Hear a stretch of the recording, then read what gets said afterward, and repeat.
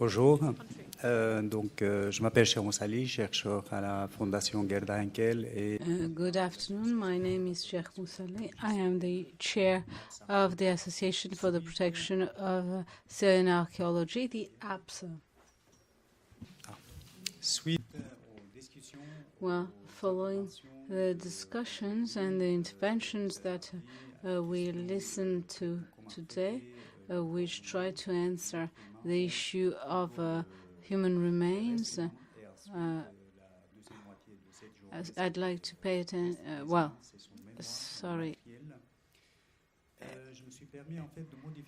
I allowed myself to modify a bit my introduction because here we're speaking of a different region, a region which is at war. And the question is, do human beings have the same value in the eyes of the local population over there and in our eyes here?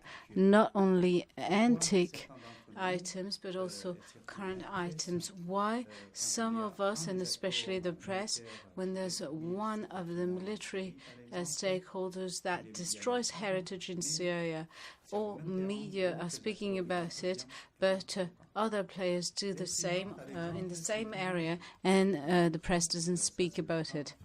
So this is the camp of Palestinians in Damas. The population in Damascus, the population was displaced, and all that was left was looted, even the cables. What I'm trying to say is that all the military players in Syria are involved. Here it's the official army, you have the opposition, you have the Islamists. This is a way to fund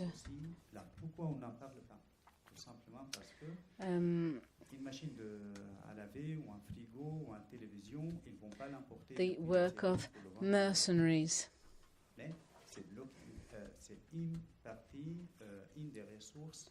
This is a part of the resources that makes the economics of war work. In archaeology, it shows because it gets here immediately, while the artifacts.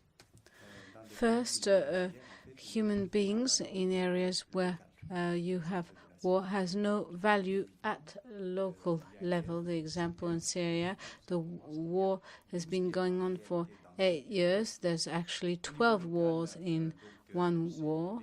At local level,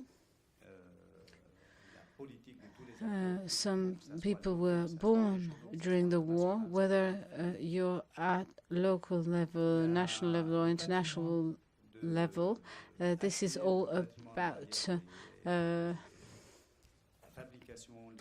winning the war. And the national heritage is not part of the priority. At national level, the answer is always very complicated. I'm speaking not only of what's happening at official level, I'm speaking of Syria.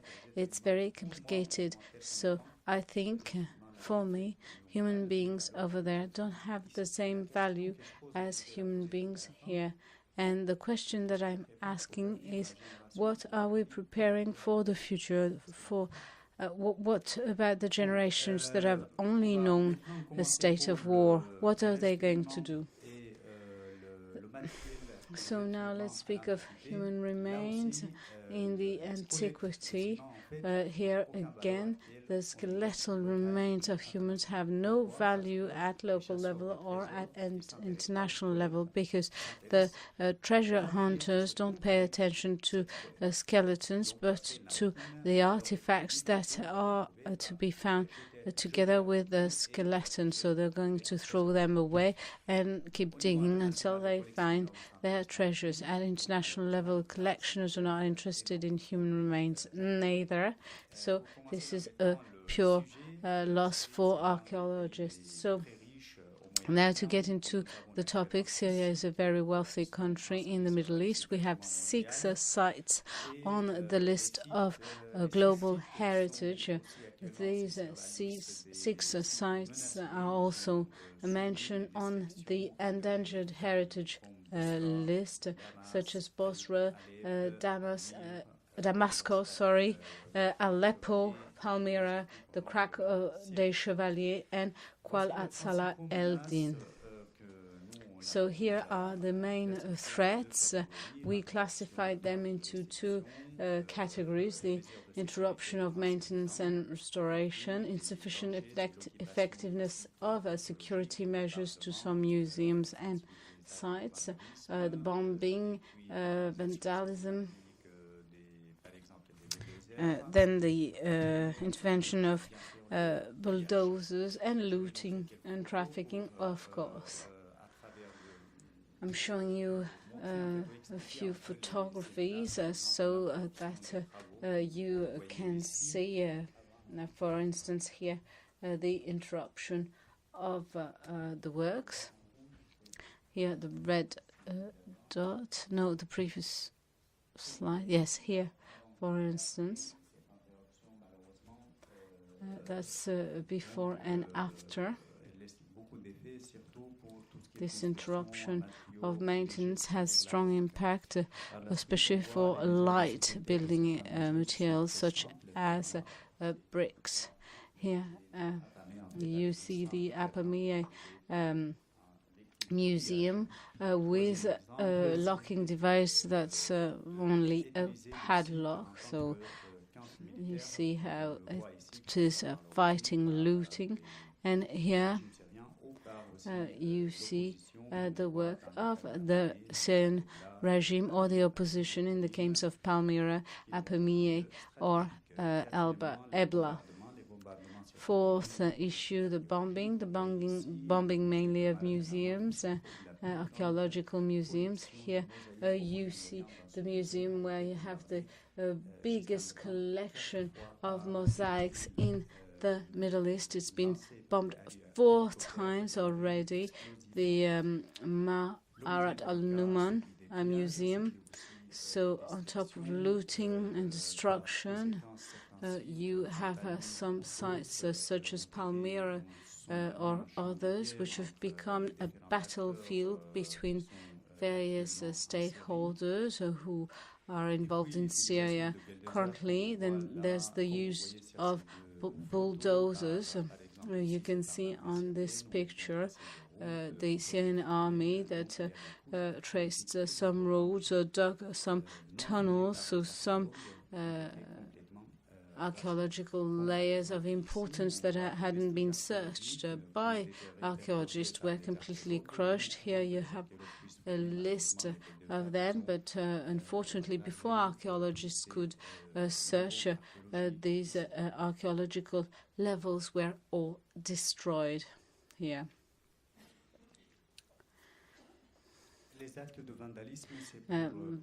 Vandalizing is due to several reasons. Often, why I guess you've heard this on TV sites, that Daesh has destroyed one site or another. Daesh is not the only stakeholder that did some vandalizing for ideological reasons, economic reasons, for poor knowledge of the local population, and the attempt to destroy the memory of local populations. For instance, when you have the grave of a Sufi, it is part of their collective history, and getting rid of the grave is about despising this population and its culture. Most of you have seen when a 3rd time Palmyra was recovered, it was freed, everybody was happy. We had the support of so many, the help of so many. We had the pictures that showed how some areas were completely vandalized, and you had this small photography published by the AFP, Agence France Presse, and nobody wondered what it was, not even the journalist who was there. And this was a missile that was launched by a plane and that went through the roof of the museum that you see here. And the museum exploded. That is, everything that was left by Daesh was turned into powder. But if it exploded, but it went through the roof, reached the ground, but didn't explode. So before journalists turn up, the bomb is neutralized. Then they are asked to have a look. So this is also a war waged on the media front. Anything can be used as a war weapon. Here you have an example in the opposition area, and this is again vandalism. You have some sarcophagus that have been destroyed. Now I'm going to pay attention to looting. The museum here the museums were not properly protected in 2011, so that's how looting took place. For instance, in August 2011, you had only demonstrations. The city of Hama was under complete control from the Syrian government, and these small statues, gold-plated of a divinity, was stolen without any door being forced or any window being broken. So you have the museums of Aleppo, of course. You have the ones of Palmyra, Hama, Homs, Al-Raqqa, Al-Hasaka. They are partially or totally looted. We've had sometimes complete looting for the Raqqa Museum, sometimes 30 objects, such as for some others, or the case of arms. Here, this museum was completely emptied, but it was bombed several times. The objects were hidden in deposits. When the opposition got control of the city, they couldn't find these deposits, but due to this bombing, it reached parts of the deposit and they found it, and therefore 30% of the collection, according to our information, was looted because they discovered the deposits. So a situation that shows that 15 museums were looted, 13 are damaged to different extents, and there's the case of deposits as well, which were looted, such as Dora Oropos, Al-Tajabar, and Apamie, and also Busra. Here, when I say there is a collection, it can be a collection of 2,000 to 3,000 objects. For instance, in Dora Europos, but in one, for instance, you had 20 to 30,000. For Raqqa, for instance, all the discoveries, the artifacts of Raqqa from 1980 to 2011 have completely disappeared. So some graves in Palmyra themselves had sarcophagus. You had some different materials. And the General Department for the Protection of Antiquities took some action, but unfortunately the looters got into these graves, and these funeral statues were looted, as you can see here. Here you see a significant deposit with 20 to 30,000 objects.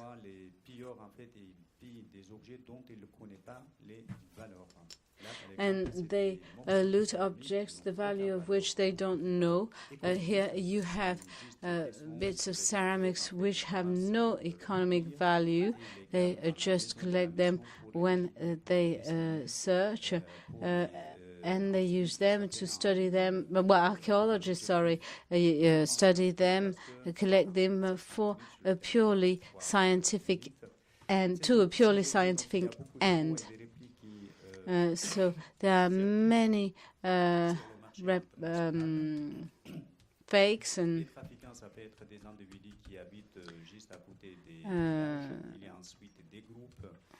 replicas that are being sold. Here you have agreements with the military force in Epomie.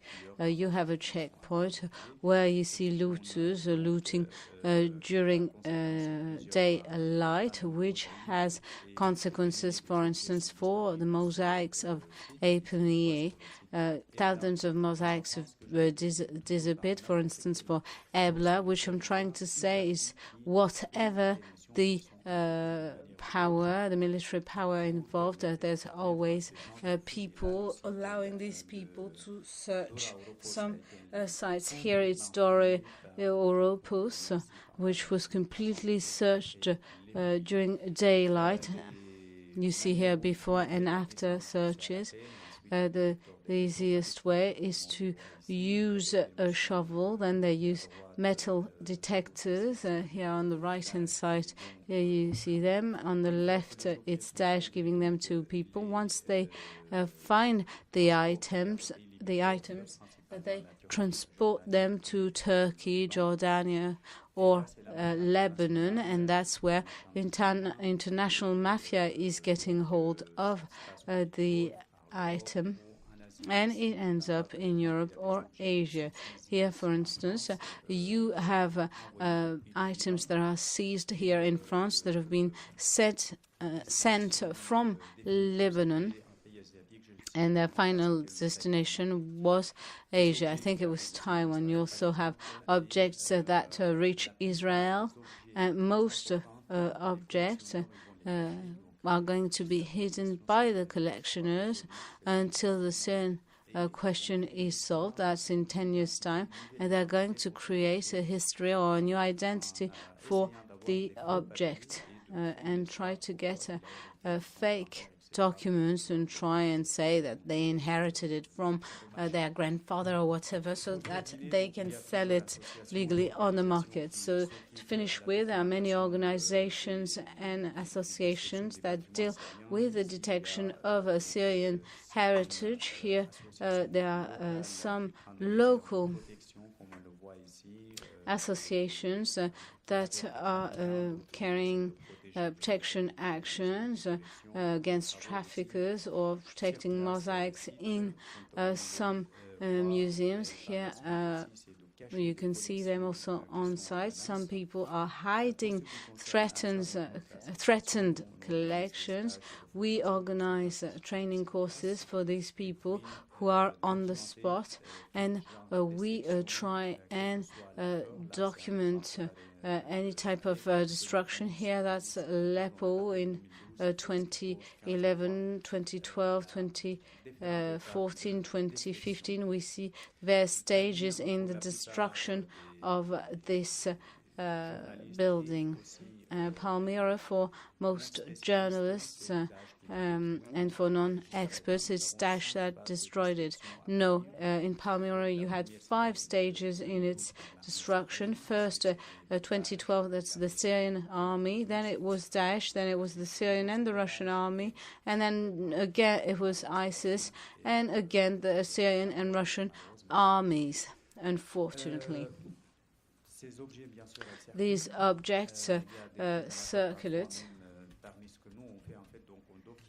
You have amateurs, for instance. What we do is that we document some cases, and we try and find out what is being said on social networks or on the internet. Here, a cuneiform tablet that was sold on Le Bon Coin. We're also trying to identify the criminals.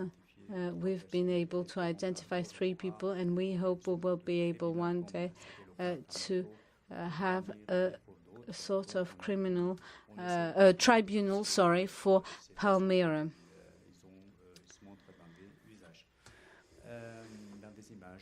They show on pictures, I mean, some of them.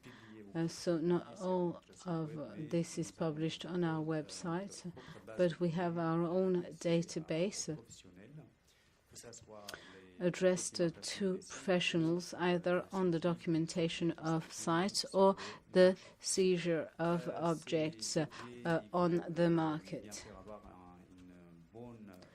Of course, you need to have a good contact with professional networks, but also with people on the spot, because we cannot examine just everything. Here, this is an object of Roman times, which is on the website of Interpol, but it's actually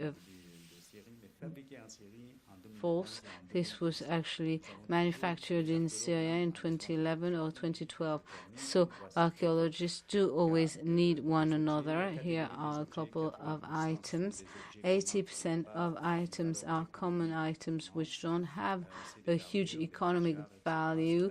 Jars, small statues, they are not a source of funding for terrorist groups, but sometimes you have exceptional works such as these statues, but they're not going to appear on the market immediately. They're going to be bought, transported all the way to the collectioner, hidden for 10 years, and then after 10 years he's going to reinvent a story. Des nouveaux documents pour pouvoir par la suite. And new documents to be able to sell them on at a later stage. Even the propaganda of terrorists here, well, it's a video published by Daesh. They're saying that objects found at Dora Europos, that's the classical time, but these objects go back 12,000 years. So they can come from Mari or Taka, but not from Dora or Europos. And then the question of heritage as a war weapon and a weapon for propaganda. These photographies can summarize this. And the last photography I wanted to mention, that's the future generation. What are they going to do? Are they going to become jihadists? Or are they going to rebuild all this? That's the main question we have to ask, and we have to prepare for this. And wonder about this from now on, because these children have only known war. The only thing they've known is war.